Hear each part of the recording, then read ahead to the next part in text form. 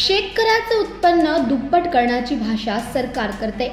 कृषीप्रधान देशाला आधुनिक शेतीची जोड देण्यासाठी सरकार अनेक योजनांची घोषणा करत असताना महाराष्ट्रातल्या शेतकऱ्यांचं चित्र मात्र वेगळंच आहे। हे आहेत अंबादास गोविंद पवार, लातूर जिल्ह्यातील हाडोतळी या गावातील शेतकरी, 2.5 एकर कोरडवाहू शेतीचे मालक, वय वर्ष 65।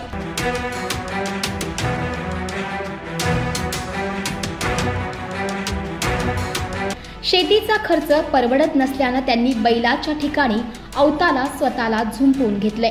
मागील 7 ते 8 वर्षांपासून याच प्रकारे ते काम करतायत। या वर्षी शरीर थकले, हातपाय हलतायत, मान हलते, मात्र नशिबी आलेली कष्ट काही संपत नाहीयेत। पेरणीपूर्व मशागत, पेरणी, बियाणं, खतांचा खर्च परवडत नसल्याने ते सहज शेतात राबराब करतायत।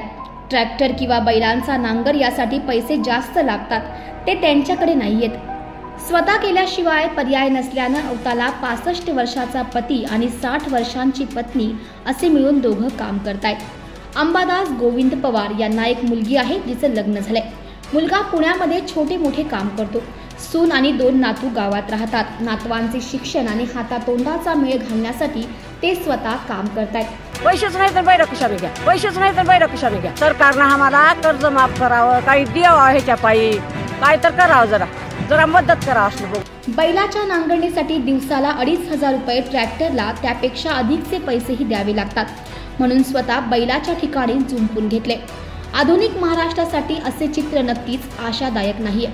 शेतमालाला भाव नसणे, बियांचे खतांचे भाव वाढणे, मजुरीचा भाव वाढणे याचा मेळ घालताना शेतकऱ्याच्या पार नाकी नऊ येते।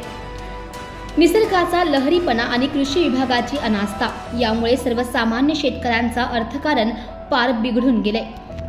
लई लागून लागायला मांजर, रोजगार वाढलाय सगळा, आम्हाला परवडणार नाही, म्हणून आम्ही दोघंच नवरा बायको शेतामध्ये आहो लावून मेहनत करता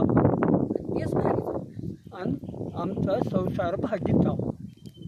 माझं नाव मुक्ताबाई अंबादास पवार, राहणार हाडोळती।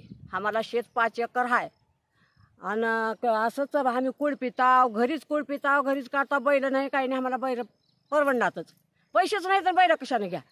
मग असं पोरगा आहे बाहेर कामाला, उगं त्यानं रोजगार करते का भागते, मग आता उगं नाताला शिकवावं, नातीला शिकवावं म्हणून आमची असं भावना आहे, आम्ही असंच करून असंच भागीत आहोत। सरकारनं आम्हाला कर्ज माफ करावं, काही द्यावं, ह्याच्या पायी काय तर करावं, जरा मदत करावं असलं बघून, तर आमचे कष्ट बघून तर करावं। कष्ट का आहेत ती, कुठंच असे कष्ट नाहीत, कुणीच केलेलं बरं, आम्ही करता, आम्हाला टाईम आहे करायचा म्हणून करता। सरकारनं बघावं न कर।